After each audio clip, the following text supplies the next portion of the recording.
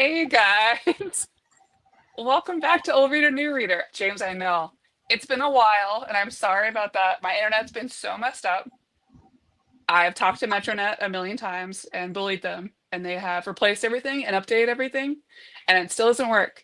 I'm on my phone again, so that's why I'm looking at weird spots.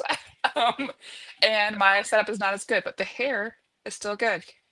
So hopefully they'll fix it before the end of the year somehow. Otherwise, we'll just have to do the setup like this forever, and I'll hate it. But it's fine. Anyways, I'm here with a new guest. Hello. Should I address you as Father Ted instead of your name? I mean, whatever. I don't care. I can be public on the internet, I guess. No one knows me.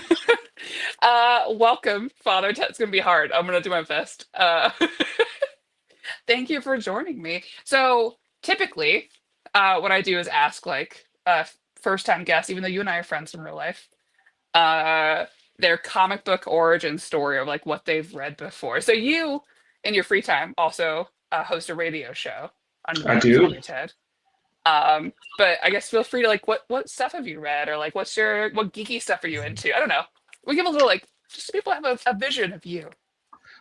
So I actually have a really, when you mentioned comic book origin story, it immediately made me do like a Slumdog Millionaire like flashback, and I was trying to figure out like when the first time I would have read a comic book was, and I have the dumbest like first comic book story ever, I think. So when I was really little, I had to have been like maybe 5 or 6. Um, I was obsessed with like the cool comic book action figures in the store, and my dad bought me a Moon Knight figure that had That's pretty cool. yeah, he was just like whatever, because like I would like look at like the this was like the OOs, so I would look at like the McFarlane like super scary Yeah. action figures and get spooked and stuff, but I would always want something kind of adjacent to that.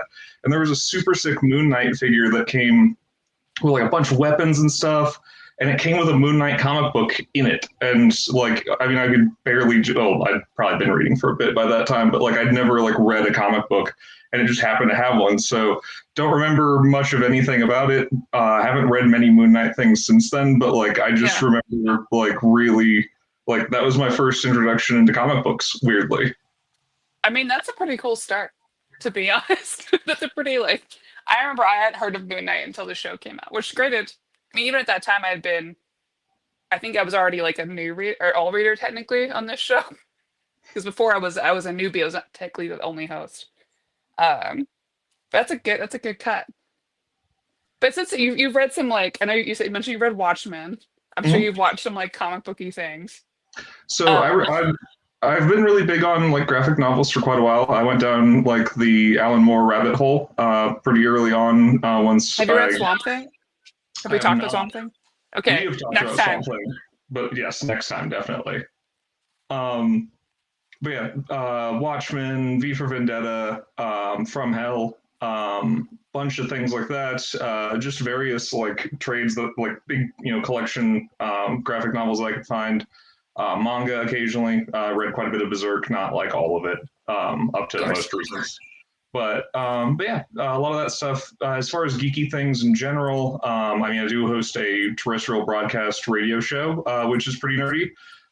But big into movies and video games, especially video games and things mostly like that. That's pretty. You managed to get Elliot is checked in. Whoa, you managed to get Father Ted. This show's getting legit. He's over there. He's going, Yes, yes, local morning radio celebrity. yeah, this Elliot was on your show. It's pretty exciting. Good morning, after creator, but Father Ted is a funny show. Mark says, good evening, kid. This is my surrogate dad. Uh, hello, what is up? So we're talking Hello. about, so you're at my house and you're like, I want to be on the show. And I said, cool. And I was like, have you read this? And you said, no. And I thought this would be a perfect book for you. This is Sara by TKO Studios by Garth Ennis. And the other person's name, Steve Epting. Because I don't have it in front of me. Um, and I thought this would be a good pick for you because you, I could say, are, I guess, an arms enthusiast, history That's enthusiast. So I figured this would be in your wheelhouse, really. Very much so, and it very much was, and it's a good theme, you know, because it's always winter in the Soviet Union, and it's winter mostly throughout pretty much all of the book, excluding some flashback scenes. But yeah, Yeah. arms enthusiasts, history enthusiasts, you know, just like everyone who had unrestricted access to TV as a kid, I watched an ungodly amount of History Channel before it was Aliens, back when it was Oh, World. but yeah, before it was aliens and truckers and American pickers. We all remember fondly the old History Channel. Yeah, back when there were memes about it just being about World War II all the time, and like before even, you know, gosh, way, way back. But Man, the days. And he has people here who've read it before. So Near Mint Condition, the channel, has a book club. So they did this a couple years ago. So people in the chat, if you haven't read this is from TKO Studios. This is from the first wave of TKO Studios. So I was telling Father Ted before this that kind of like background about how big of a deal this was when this first came out. Because TKO released like 5 books and they were doing like a new direct to market approach instead of doing like the testing out with the floppies and then coming out with stuff later, which I like because I dog on floppies all the time. Is I prefer to wait for the graphic novel to come out. I think it's more friendly to like younger people. I think younger people are like not your main comic book, or not. I guess older comic book, well, newer comic people who are on the edges are more likely to read like a contained, already done book instead of pick up floppies. I think, and it's more cost effective. And they're like, hey, we have something for everybody. You can buy it digitally, you can buy it physically, or we'll have like the floppies in a box case, which is really cool. And I also told Father Ted about how the face feel because some people who've been watching me for a long time know that when TKO books came out, because they gave us like the whole season for free, um, I rubbed all those on my face because they feel really good and they also smelled really weird back in the day. That's not related to anything else. But TKO Studios is one that I've been consistently impressed by the work they've put out and who they've worked with. And this is a Garth Ennis book that I like. I'm not always a fan of Garth Ennis. Some of his books I really like. The Boys I have a problem with. Not the show, but you know, edgy and of the time, like a lot of books. It just is what it is. Invincible's the same way. I loved Invincible, but they said the F slur a lot. Uh, they wouldn't do that now. And it is what it is. So to get to the book, uh, so basically it's like a 6-issue series about a group. Well, primarily Sarah's our main character, but she's part of a group of I, female soldiers who are. I don't know if she's the only sniper. They're all snipers. I got the impression they're all snipers. yeah, her little group She's is just the all best one. snipers. Yeah. And this is in 1942, and we're in Russia, and they're fighting against the encroaching Nazis. So they're in Soviet Russia. We're in full winter, but the German army has started to invade, so they're fighting back. And it's a special situation where women are brought in to fight too. So they're also in the precipice of hoping that they will have these same rights once they return home after the war. Sometimes that's true, sometimes it's not. Who knows? But that's that situation we're in, and we have Sarah, who's our main character, who is still in the fight, but is in an interesting space where she is somewhat disillusioned, and we're kind of seeing her through a short period of time going through these fights, how she deals with her group. So there's a lot to talk about here. And I know you have a lot of notes. I guess we'll just jump in. Your first thoughts about this, and we can talk about your favorite scenes. Or this is a very chill thing, which kind of like imagine if you and I were just chilling, Okay. info dumping about stuff. So I can get like way into the history. Hell yeah! So in the real world, when the Soviet Union did the female sniper program during World War II, there were 2,484, looked up the number before the show, 2,484 female snipers that were picked for various things like this. 500 of them made it home, which kind of is a testament to how like the fighting was at the time. There's a lot of really interesting stuff I can go into, especially eventually about the Soviet sniper program. Sniping in World War II in general was kind of a like you know, everyone was sort of feeling out the first really truly modern war. World War One was very Right. much kind of a like older school. You had trenches. I mean, it was a lot different than World War Two was. And in World War Two, the and in the book, the training scenes when she's flashing back to when she was being mentored on how to be a sniper. The sniper that's talking to her, there's reference to actual real events, which is the Soviet sniping program in World War II was actually born out of combating Japanese invasion. And Yeah. so he references having been part of that, and that led to a sharpshooter program where they would find people. And this was a pretty simple like thing that they did during the war, which is just like, hey, you seem really good at shooting. Here's a gun that's more accurate than the other guns, and we put a little bitty scope on top of it that'll let you see about 4 times as far as you normally could. Good luck, get on out there and shoot someone important.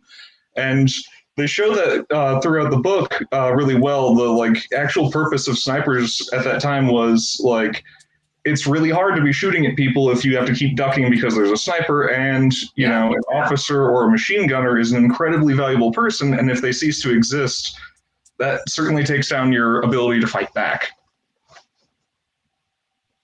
Yeah, I really, yeah, because you mentioned like a little bit in there where she talked about, she enrolled pretty quickly during, she was in college and she enlisted right away. And she just showed the basic ability of aptitude. And they're like, okay, good. And it worked out that the other girl, like, there were only, I guess, limited spots, is what I inferred. I'm not sure. And one of the women died already. So she's like, it worked out for me. And I was able to join. It worked out great. It's like, Yeah. okay. The Yeah. sorry.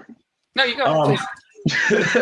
I apologize. My urge to like info dump just No, spontaneous. that's what I things want. If not, I okay. would do my host thing where I fill space, and it's a Okay. panic thing. It's not like a Not as quite quality internet radio. yeah.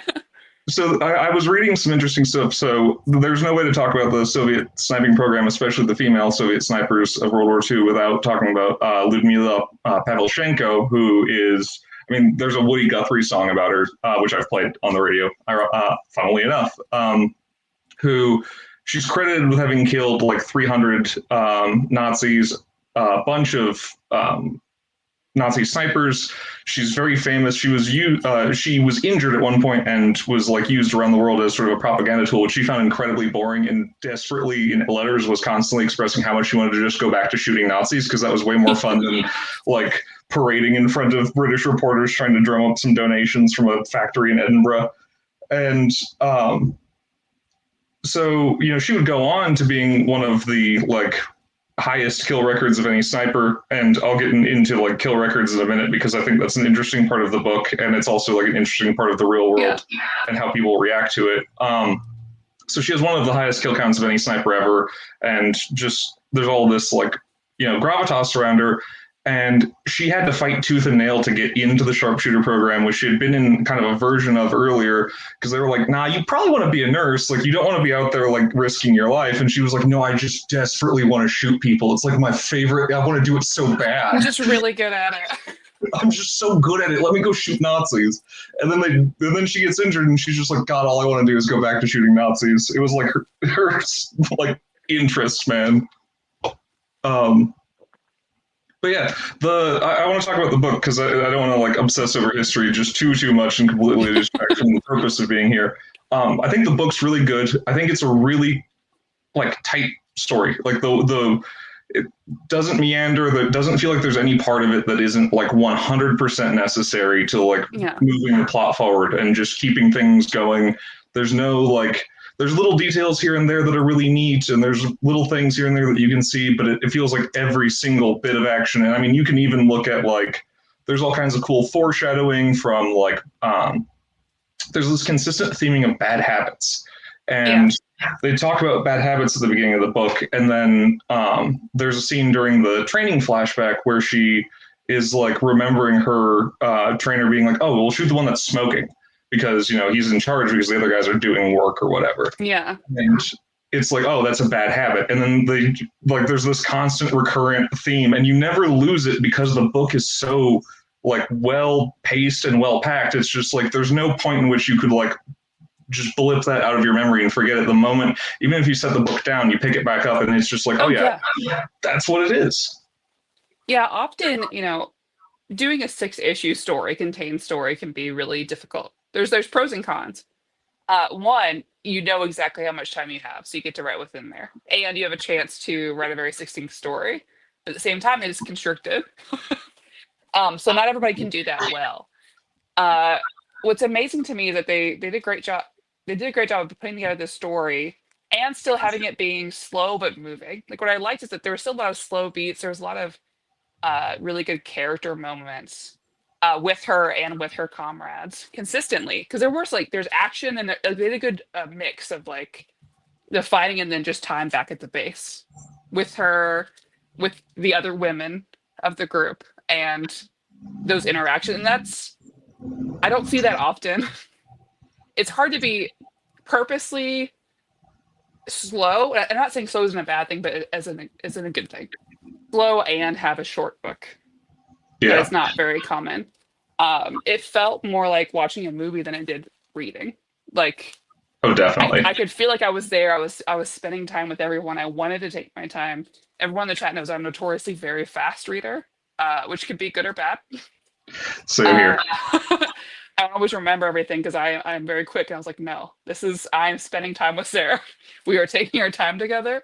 I'm going through her trauma with her. We are together.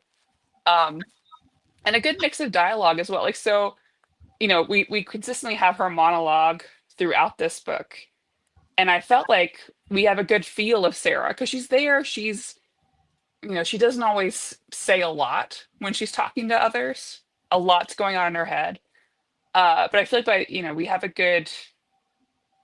They do a good job of showing us her personality, and by not saying a lot, really, because she doesn't. She's a quiet person, but you can tell that she is. Uh, there's a lot of intent that goes into everything that she does, and a lot of reservation, and a lot of uh, con- distrust in where she is, but also resigning herself to what her position is as well. But I had a great time with this. I think that like one of the really interesting parts of what you're talking about, like the way that like Sarah's character is built, the even though it's so short, it's just 6 issues.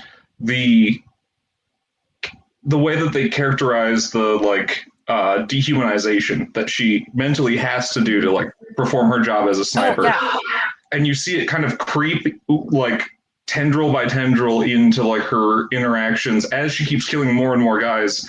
She starts to desensitize herself to like what's going on, how bad it is over time, to the point that you can kind of feel it creeping into her psyche when she's not talking about literal Nazis. So for And reference to the chat, she learned early. There's a scene that, like during her training, and that it comes back later, where he's like, "Well, how many men did you kill?" And she's like, "Well, it's a trick question. They're not men. They're Nazis." And she mentions that again later, where that's how she talks. They're not men. They're Nazis. And then she shoots. And sorry, go ahead. I just want to make sure. no aces. But yeah, and I'm trying to keep things a little bit vague for all the people watching who. We spoil here. It's fine. Okay, we spoil. Cool. Yeah, we can spoil on this one. Okay. I have a Sunday show where I don't spoil. Tuesdays, we spoil. They know. Groovy.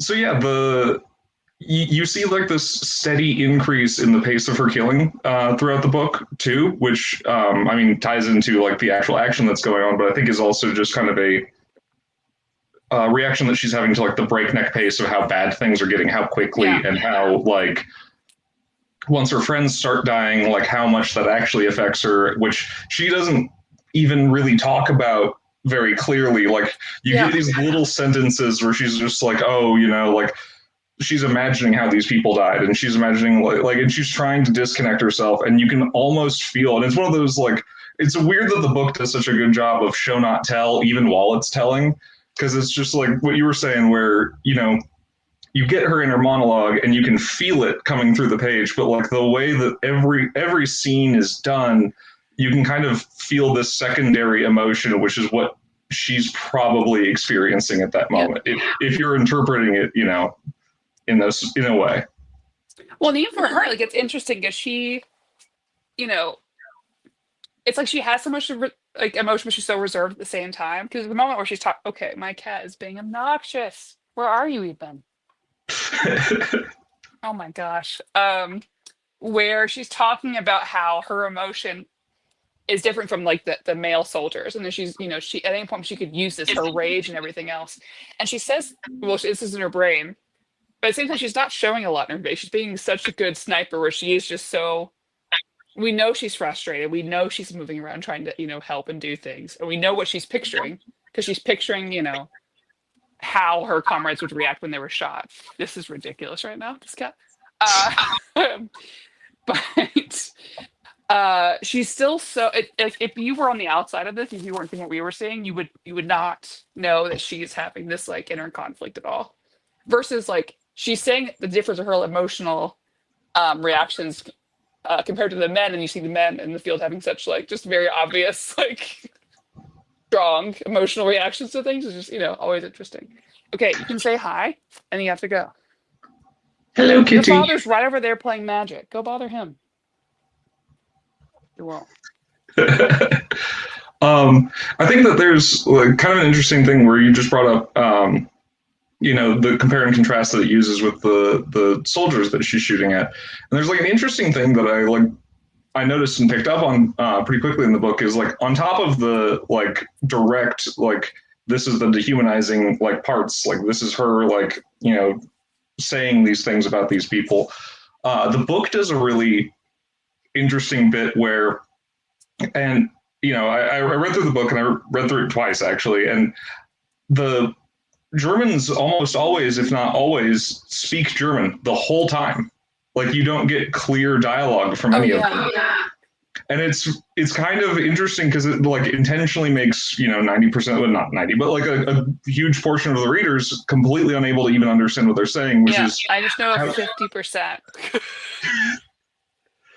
yeah.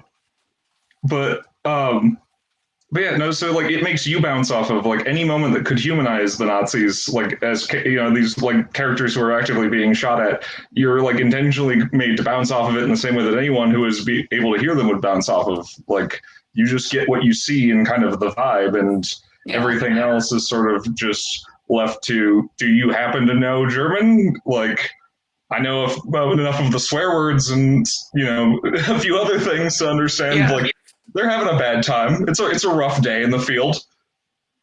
Yeah, you can get enough of that at least. Oh, there's a scene I do want to talk about. So we get this great. So right after we hear some talk about how the Germans are referring to maybe her, maybe someone else. Maybe it's the woman you mentioned, where they mention a redheaded woman who is like this like terror in the battlefield who was killed like 200 men. And they're like, oh well, it must be Sarah, must be you. You're like, you've been killing like hundreds of people. She's like, okay, it's not that much, calm down.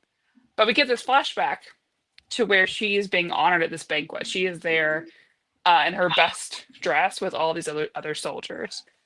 Uh, and she ends up leaving because she's like, I don't want to be around all these men when they get drunk. Good choice. Because a lot of the men do not treat them well in here, which as we to be expected of 1942 in Russia. To be expected of Russia now. Um, but then she goes away and she overhears everyone talking about her as if she is an embarrassment. She shouldn't be there. And despite her having this high kill record, they're like, oh well, it couldn't have happened. She wasn't there when this happened. This couldn't have. And this big embarrassment of like that moment of I've fought so hard for this country, and now I know that I don't matter. Nothing like they don't see any of my accomplishments as real, despite me having actually accomplished them, and they are real things that have happened.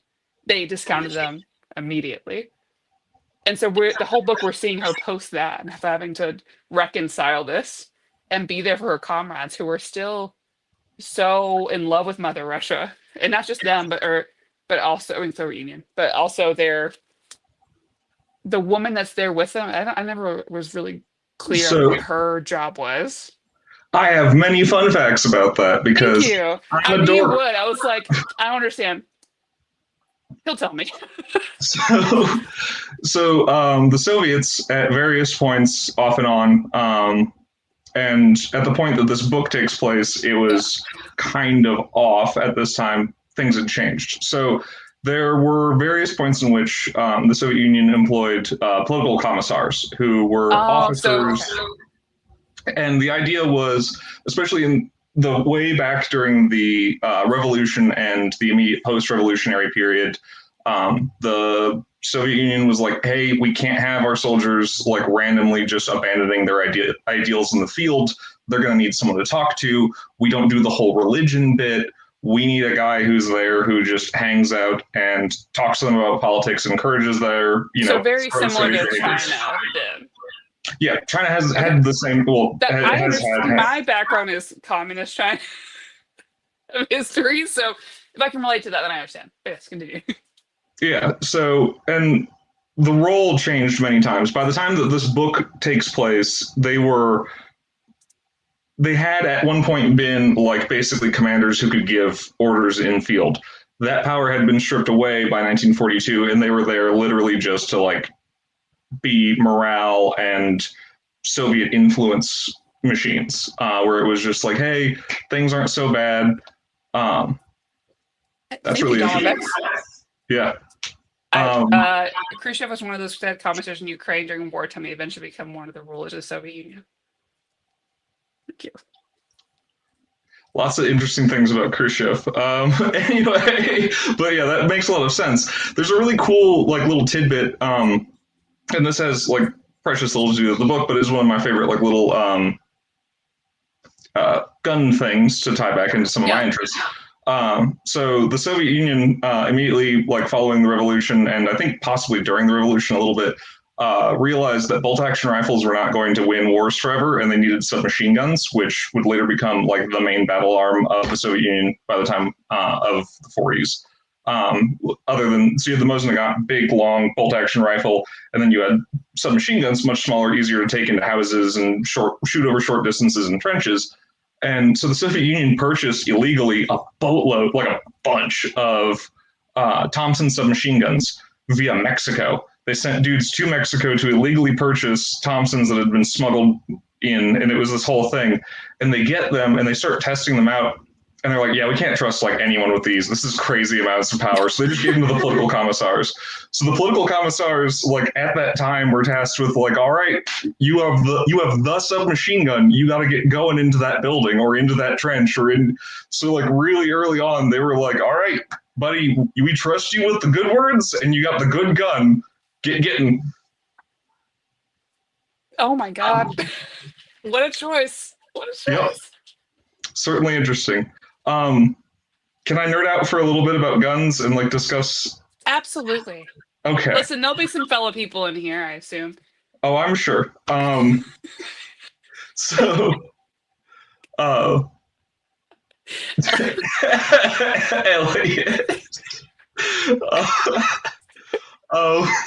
Anyway. Ignore him. Yep. Anyway. He's smiling so hard. I think he's so funny. He's going.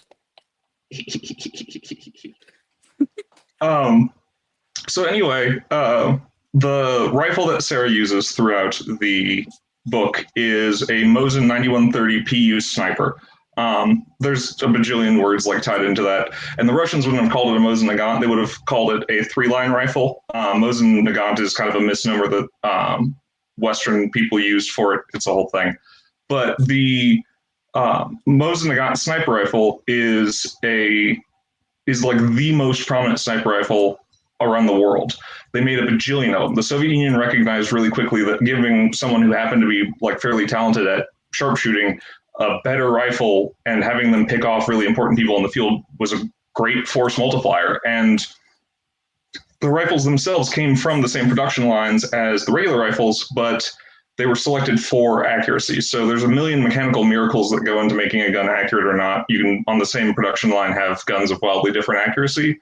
So they would happen to find the rifles that were like the most accurate, slam a scope on it, treat it a little bit better, and then ship it off. And so it was a more cost-effective way to just force multiply. And so there are like a ridiculous amount of Mosin PU snipers around the world. You still see them in conflict zones today. They're still actively in the Russo-Ukraine war right now. Yeah. Because it's just, I mean, it's still all right for what it was designed to do. And the artists for this book got a lot of really interesting details right. There's a Yeah, lot that's of gonna be my next question. After reading this is like accuracy from your point of view of this book. Let's continue.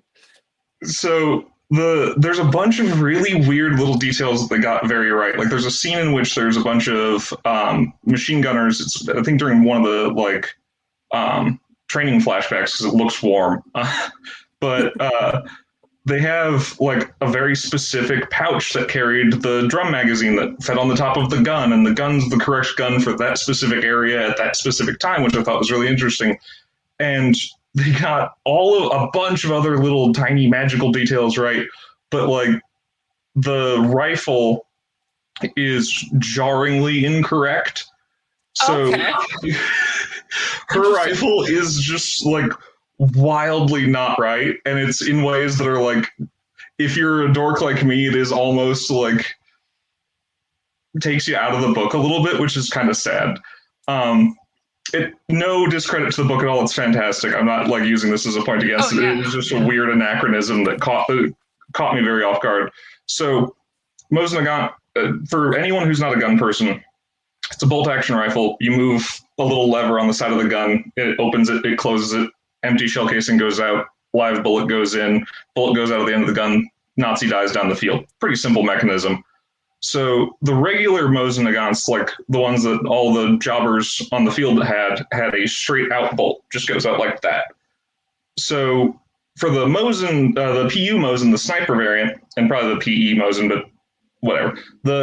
That's a whole different thing. It has a scope on top, and if you would whack the bolt up, it would just whack the scope and make it not as scopy, and it just is not going to work. You're not going to be able to operate the gun. So what they would do is they would bend the bolt so that it was bent, so it would clear underneath the scope. Hers is just not bent at all. And there's scenes where she has it open, and I was like, at points wondering, like, what did the... I'm sure the artist is not a gun guy, but it's just like, at some point you'd probably be like, wouldn't the floppy thing... But yeah, no, it's just straight out hers is. And then she also, at points, is reloading the rifle using what's called a stripper clip. And it's a little metal clippy thing that holds set amount of rounds. I think it's 5 for a Mosin. And you set it into the gun, and then you jam your thumb down on top of it. It jams a bunch of rounds in all at once, which is a really efficient thing for, your average guy out in the field who has to, like, do the whole bit. Yeah. For snipers, A, because of the bent bolt and the scope, but B, because like you're probably not reloading in a hurry. If you are, things have gone so poorly that you probably need to be doing something else right now. They would have to load them in manually one at a time. So there's like a scene where she's got it like whipped wide open and she's like ram jamming a like stripper clip of ammunition into it, and I'm just like, none of that's gonna work. None of that's functional. That's not possible. But there were really cool moments that I could tell that like the artist had studied fairly extensively, like photography from the Siege of Leningrad. There's a bunch of it. Leningrad went on for 3 or 4 years. Like it was an immensely long thing. More people died during the Siege of Leningrad than died in the entire United States Civil War. So and it's just one city. It was a whole. The Siege of Leningrad is crazy, but like there's scenes where you have guys with machine guns that are clearly meant to move, sort of a squad automatic weapon type role where you can tell it's a gun that's designed for a guy to lift up and move around with. And then there's scenes where they're walking past the men to go out into the field and engage in battle with the Nazis. And the guns there are different machine guns. They're belt fed. They're Maximo 8 type machine guns. I can't remember the exact Russian variant at this point, but like, it's a big, heavy machine gun with a big belt. It is ostensibly a Dom machine gun, as Elliot might say. And it has big wagon wheels on the side of it because it's designed to be moved pretty much by a horse on a cart. Yeah. And they use the specific machine guns in the specific roles in specific areas. And it's just like, that's really, really cool. And like I said, the rifle, he just completely, just fumbles that one thing. But it's like the hero gun, and it's kind of a odd thing to have fumbled. That's just always fun to hear. Like, I don't have the background in this. If it was like a different group, so like if it's, I'll read some books that are set in Asia, like comic books. I'm like, hey, people, hey, read this, and I read. And I'm like, no, none of this. Which unfortunately, there's a lot of people that like. I think same with Russian things too, as well, where they have a stereotype in their minds, so they write things, and I'm like, this isn't.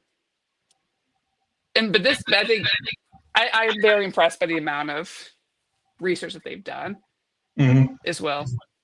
Sorry, that was a weird. I breathed weird and sound like a surprise. But it wasn't.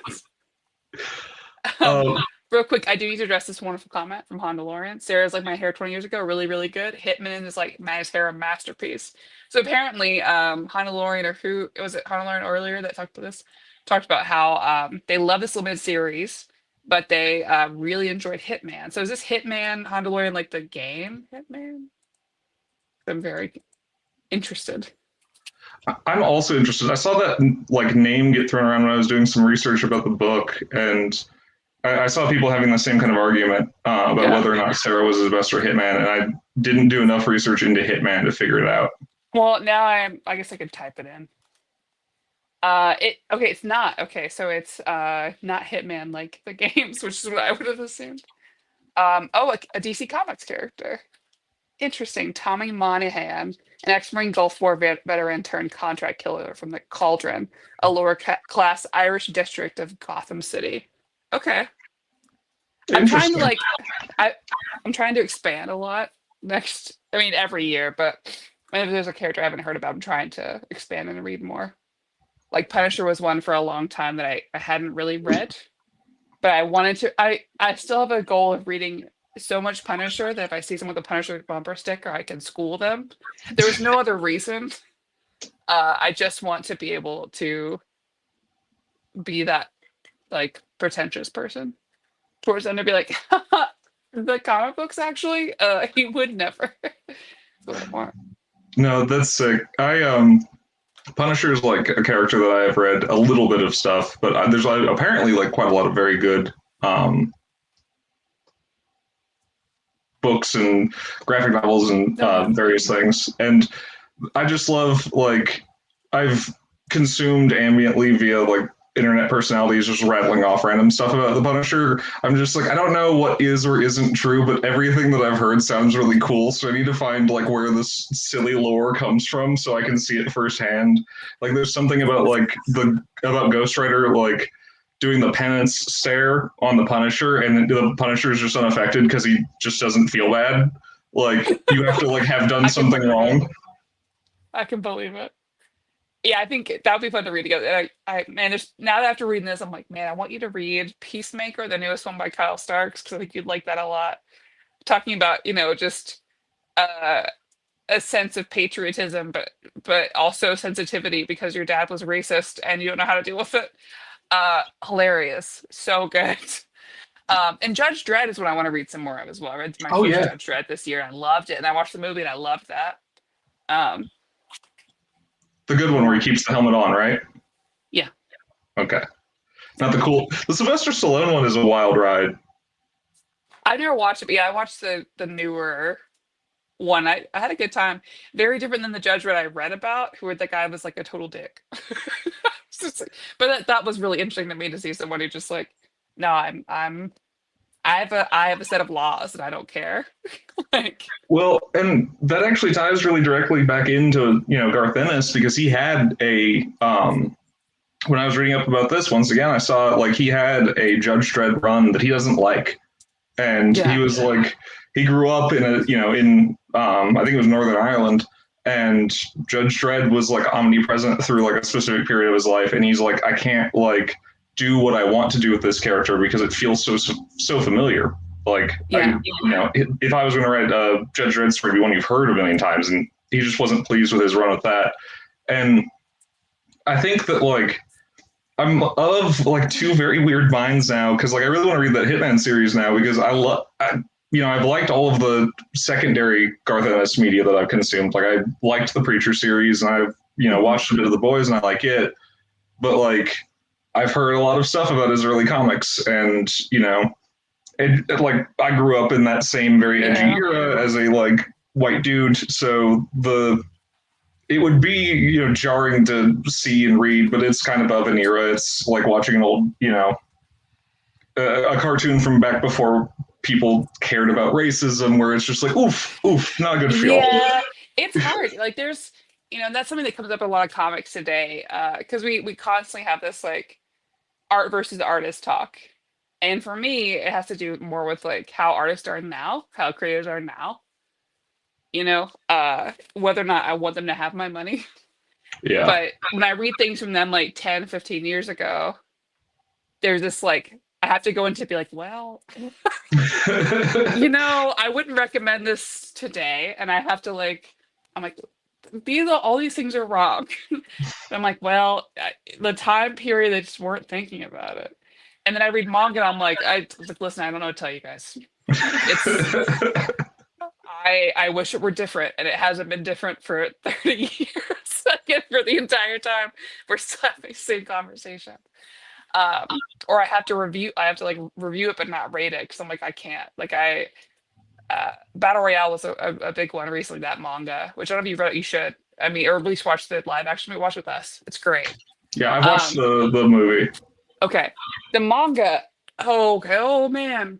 Oh, oh, the sexual assault in that one is Oof. jarring. It is Yeah. jarring and it is consistent and it is rough. But the premise is really interesting and I appreciate what it's like. I appreciate the novel and like what's there, but I'm like, oh God, yeah, okay, we're doing this. Uh, Well, and once again, to tie it back into Sarah, like I feel as though that is handled with a lot yes. more careful tone and reverence for like how horrifying it would be to be a woman on a Oh battlefield, God. especially at the time. It's not a threat that like is taken lightly in the book, and it's not treated as any kind of punchline. There's a very like strong feeling of like omnipresent fear of the war itself, of the siege, of issues back home, and very specifically of that. I'm really impressed with the tact they took because it was like an underlying threat, but they're like, listen, that's not what this is about right now. Like we do want to address it because we don't want to seem like that wasn't a fear. And if you had told me Garth Ennis had put this together, I would have been very surprised based on the boys. But again, the boys a long time ago. Because we have these instances where she's talking to her superior where it feels like that could be a threat at any time. Where it's like they're like, oh, she must know why. Like you scratch my back, I'll scratch yours. And then her being like, I killed 100 guys in 6 months. And he's like, okay, go. Like, yeah. But then even just yeah, as the women are all walking out and there's all these men surrounding them and the constant catcalling, which can seem just very like playful because like, oh, we haven't seen a woman in a long time. But I can't see as anything other as a potential very dangerous situation where you don't have any support, they can't do anything. Um, but a way for that to be there and like honor that possibility of the situation without having to show or dig too much into it because like this isn't part of this story right now. This is not what we want to focus on. I want to focus on their agency and like what they're doing and the work that they're doing, which I do appreciate. That I appreciate the balance is good. It's very well done. Yeah. A history thing that I would like to kind of dive into Yeah. with that. So there's a consistent theme where like during the training and like at points when Sarah's talking about like what she's doing on the battlefield, they talk about like the psychological terror that a sniper can Yeah. induce, and like that ties into kind of the overarching like stuff that it goes back to and from several times, where it's kind of like the concept of propaganda. And so she is in a nutshell, she's doing an important battlefield role, but like she's also very clearly a instrument for just general fear mongering about like, hey, Yeah. if you go up against the Russians, if you end up on this front, man, like you could just get popped at any moment and you won't even Even know it by a happened, woman. even by a woman. And so Yeah. that was a really common thing. And like this is actually like a really interesting like historical thing about snipers, which is just like if you are into guns and into military stuff on a like base level, everyone loves snipers. They're cool. The stories are cool. It's some guy, badass guy who goes out, or Yeah. woman who goes out and they do stuff, and they've got all these crazy stories and they got these crazy body counts, and it's just like. But the funny thing is that like everyone will be like, my guy this person, their kill count totally real. They did all that stuff that everyone said they did. That other guy over there, those other people like, nah, liar, complete liar. Wasn't even there. Couldn't have even been there. Didn't do none of that stuff. And it's like at some point you got to realize that like, yeah, everyone's kill count was inflated. You know, Ludmila Pavlyuchenko's kill count was inflated. Carlos Hathcock, the American sniper from the Vietnam War, was inflated. Simo Häyhä from the continuation war and the Winter War against the Soviets, his kill count was inflated. And it's done because you can turn a single person that you've invested a relatively small amount of money into a horrifying concept where it's just like, we've got invisible ghost ninjas who just kill you for no reason. You wouldn't fight that guy if you knew that they had invisible ghost ninjas that just, you know, magically make you disappear. So, which they did great in this story as well, because like they showed it from their side first to show like how they interact with the enemy and how the traps that they lure them into. And then eventually we get a point where the Germans have a sniper of their own too, actually, or one that supports them. And we see how quickly that turns the tide for them and how much of a quick change for Sarah and her crew of how they go into the battlefield. First they were confident, they were calm. They had even like through them coming back to their base and saying that everyone has been killed and they have to like retake it. Right. They're so confident at that point. And then they find that there's a sniper group there. And it's totally different to show it was great it was a great balance to be like, hey, here's what it's actually like to be on the other side without, because how else would you have shown that to show like, okay, now you are the ones being picked off. yeah, and it's a really good way of like kind of diffusing because the book, like after a while you start to like develop this like immortal theming around Sarah, where it's just like she's the one who knows what's going on. Everyone else could die. Like everyone else, they're good at their job, but Sarah's so good, dude. Sarah's so good, and she does a great job right at the end in the counter sniping sequence with all the like tricks that she's trying to pull. All of the like, well, if he's up here, someone's got to be over here. Like what the horrifying things that she does at the end to try and lure the sniper out, does an actual good job of luring him out. And even the very end with how, she resolves the situation. There's the lore around like the actual real world sniper versus counter sniper stuff between the Nazis and the Soviets is wild. There were a huge amount of snipers have all written, a lot of them write books because they have such interesting stories and because they're good propaganda. And there are some really like vivid depictions of like how aggressive the Nazis and the Soviets were against each other, because both of the sides viewed this as some sort of as an existential crisis, where the Nazis were like, well, we have to expand, and the Russians were like, I would really rather not have Nazis here, and I really don't want to experience what's going to happen if they do. Yeah. And also, don't invade Russia during winter, but fine. Yeah, don't invade Russia during winter. Don't believe that you can take people on in their own fortified city. The siege of Leningrad's a wild, like, Nazi overconfidence. This is a slight aside, but Hitler actually allegedly had printed up invitations to send out to Nazi officials and other important famous people for when he took over Leningrad, which never happened, obviously. And there was like all of these plans that were drafted up. It's like, oh, well, they'll run out of food in 4 weeks. And it's just like, yeah, but then they're going to eat the glue off of the like furniture in the museum. They're going to like, these people are not going to just let you run over their city. Yeah. And the Nazis actually had a plan to just burn all of Leningrad to the ground. Like, there was no plan to like take the city over. They weren't going to like, do anything with it. They planned to completely flatten it and give most of the land to the Finns, which is wild.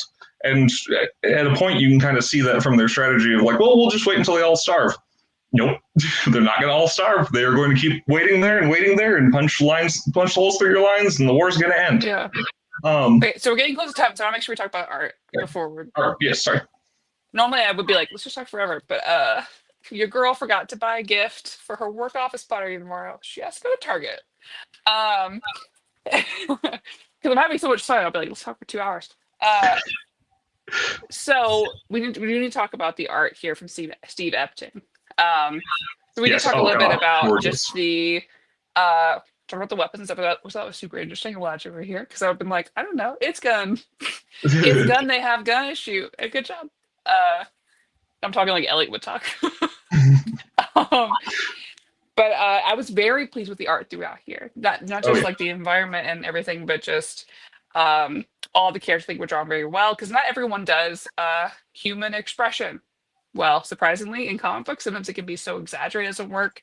Sometimes it can not be exaggerated enough. Uh, I was very pleased throughout here of the just the art of people in general and the environment. I really thought that was very, very well done. And kudos to the colorist as well, whose name I already forgot, but it's on the cover. Um, but kudos Is, to her. is it Elizabeth Brightweiser? Yes, yes, great job as well. Um, Very pleased with all of that. Yeah. I with the art, I would say like one of the notes that I took very specifically was just the contrast between like the present, the cold, frozen present, and how oppressive and just like send a chill up your spine while you're reading cold it looks. And the flashback training sequences, which are in a very warm area on a beach, and it's just like the there's a few pages where you have one side and then the other like completely Yeah. different tones, and it's just like everything just has this like very very well done like here's what it would look like with this degree of sunlight, and just it's just gorgeous, and it very clearly throws you into the two different mindsets just immediately.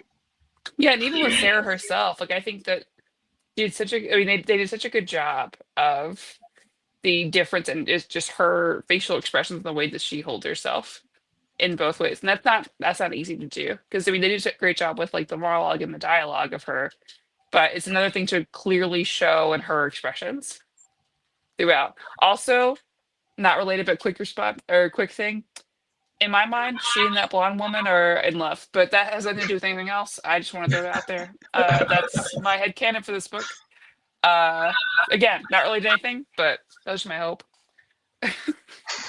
That's a very tense office romance to have on a battlefield. Just the way they held hands and looked at each other. There was this one panel where they both were looking at each other and not saying anything. I was like, Mm, it's a little something there. that's how I read books. The Oh my, shut up, Elliot. Does it bother the characters there this play with the age of the end thoughts? And again, I know Elliot. He's right here. It's okay if I belittle him on stream. Love is a battlefield. That's true. You're so do you right. think that love can bloom even on a battlefield? Yeah, especially more books about Russian snipers in 1942 falling in love. Yeah, we need which is we need some like manga of like girl romance, just snipers on a battlefield. It's like a 10-word like title. Like I was reborn to a world where I'm a Russian female sniper and I'm in love with my partner. Please help. And that's like the whole title. Is it But wrong they're to fall really in love cute. with They your wanted like spotter? huge boobs for no reason. Can the girls be guns? I think they already made that show, didn't they? I think they already made a Yes.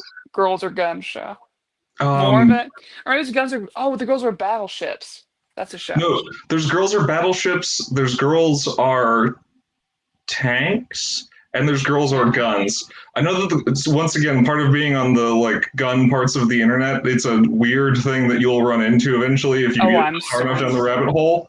There are guys who play phone gotcha games where they are just trying to get Oh, for pictures sure. of girls who are representative of the gun that they like the most, which is really weird. For sure. Ellie and I really want to watch the show where the girls are horses.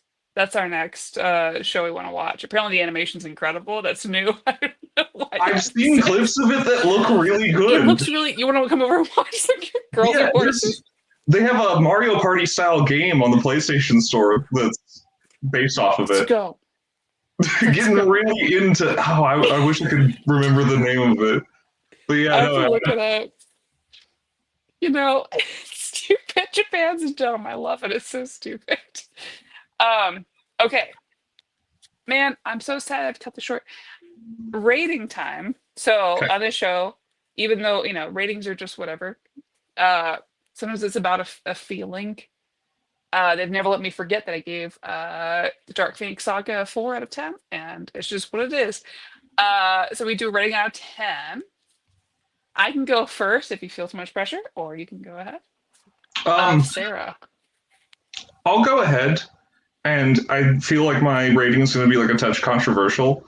I really liked the book. I think Yeah. that like it does a great job of what it does. Um, I want to give it like my brain says like a 7.5 or an 8 if I have Yeah. to do a round number. Yeah, Um, I went 8. okay. So I think a 7.5, I think there's a few things that could have been done like a touch better, but not many. But I also don't think that it like ascends past, being a action war comic book. I don't think that it does like much more than that.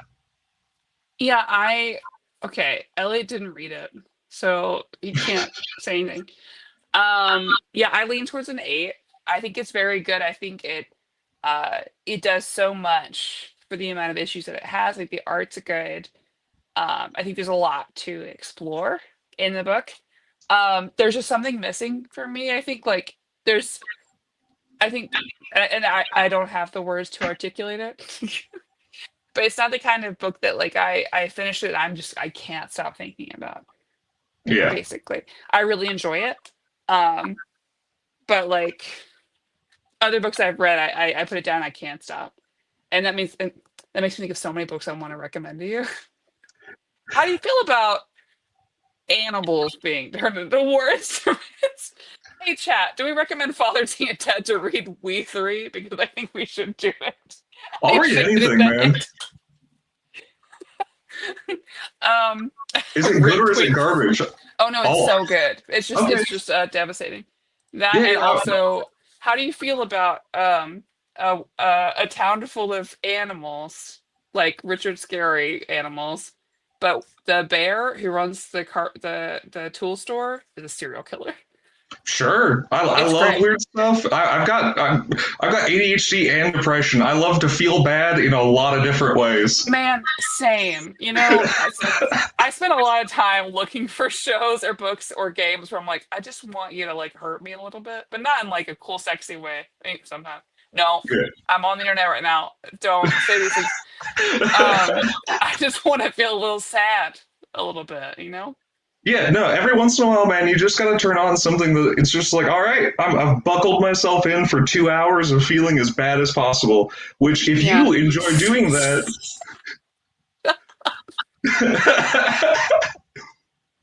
It's like an action movie. Yeah, exactly. yes, exactly. That's how I would Speaking describe the of book. action movies and fun, I do recommend because we can chat for a few more. This is the chat about whatever time. Uh, Cool. New show on Netflix called Black Doves with Keira Okay. Knightley. She is like a spy, and she fields state information or country information about Britain by Oh, her high official husband she's married to. Really good. Really recommend Sister it. Sarah, my old lady, has been watching that. Oh, I've been, Sister Sarah. yeah, that's the radio name.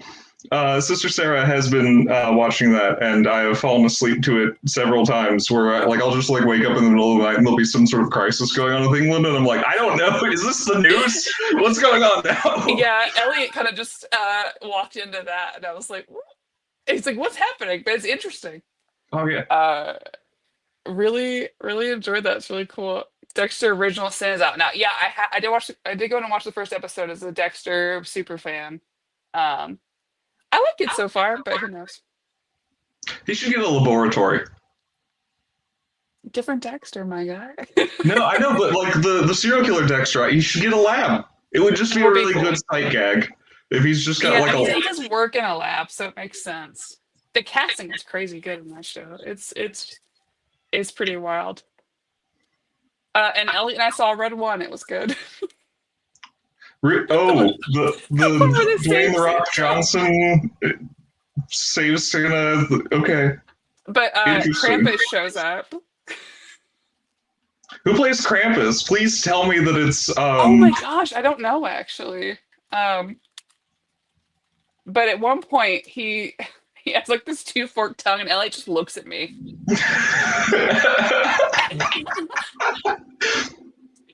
Oh, Christopher Hibju. Okay, so he was the big like giant in Game of Thrones.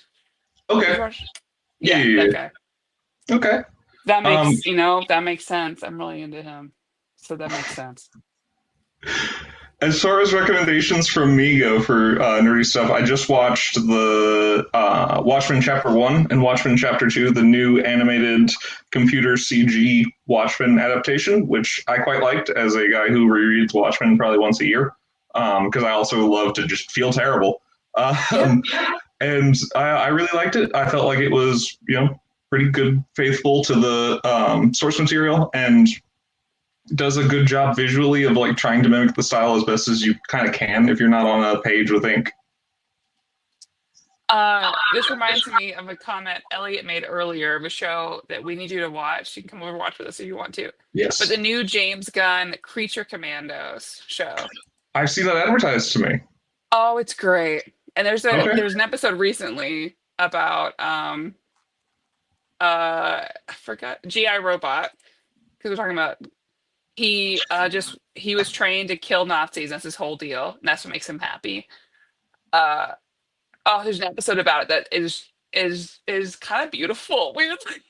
It's just really the show is great. You would love it. You would love it. Yeah. It's so well done.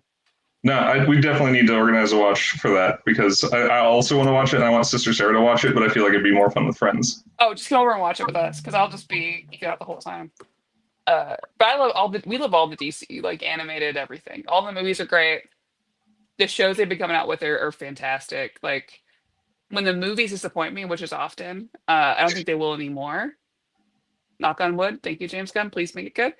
Uh, man, it's they've been killing it. Superman, great. That weird anime about Suicide Squad, The 10 Suicide out of Squad 10. anime was way better than it had any right to be. It should not have been so good. It was so good. Clayface was perfect in it. Yes, Why was it so good? That's I the, stupid. I remember when we started watching it. I turned it on and I was like, "Oh God, it's in Japanese." Like I was like, I thought that this was a style, not a like thing. Like I didn't realize it was No, gonna that's be legit. a real anime. And it goes all fantasy and it's fun and like everyone's great in it. I don't understand how we got so lucky. This should not exist. None of these things that we're getting should exist, but they do.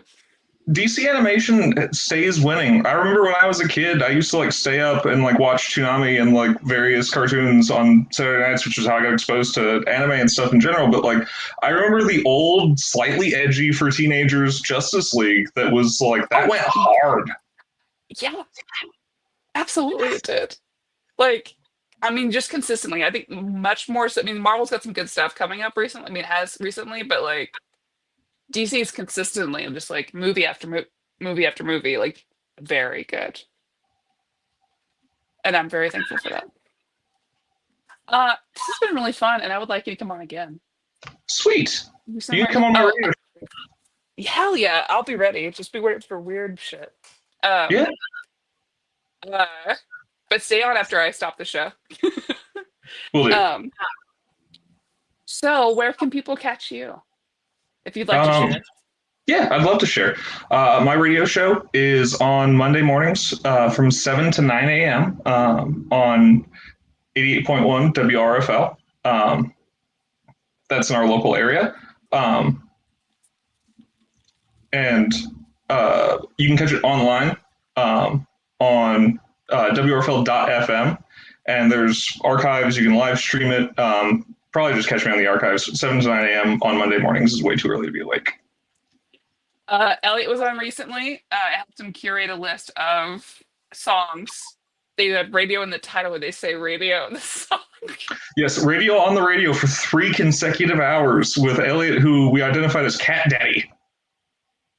It was pretty great. I was really proud of this. It was really fun. Yeah, no, it was a great time. I think that the guy who came in after us was not nearly as amused with our shenanigans because I left off on Paradise by the Dashboard Light by Meatloaf, and he had a bluegrass show, which was not a clean transition at all. Love it. Oh, thank you, James. Thank you. Appreciate it. James is Yeah, always quick with the links. And I will be back beginning in January. Regardless of whether my internet's fixed or not, I'll be back. It may just be like this. Hopefully they fix it and I can go back to my regular setup so I'm not looking to the side like a weirdo. Because I'd love to use my very expensive mic and webcam and lighting setup and not this weird like under my chin angle, which I is not as attractive as I'd hope. But at least you all recognize that my hair is still beautiful. Uh, and of course, I'll be doing 4 shows on Fangirls between now and the end of the month to the best of my ability. So you always check me out on Omnibus Collectors Network. Until then, your girl's got to head to Target. And thank you all for hanging out with us. Thank you, Father Ted, for chilling with me. If you're catching us later, comment down below your thoughts on Sarah. And of course, any recommendations based on our conversation. Be like, oh, did you like this? You mentioned these things. You should read these. Please just share them because I will need them on future shows. And you can check out our Patreon as well. You know all the deal. If you're new to here and you found us, that's really surprising. But if you haven't, you know about Patreon. And we will see you all next time. Bye.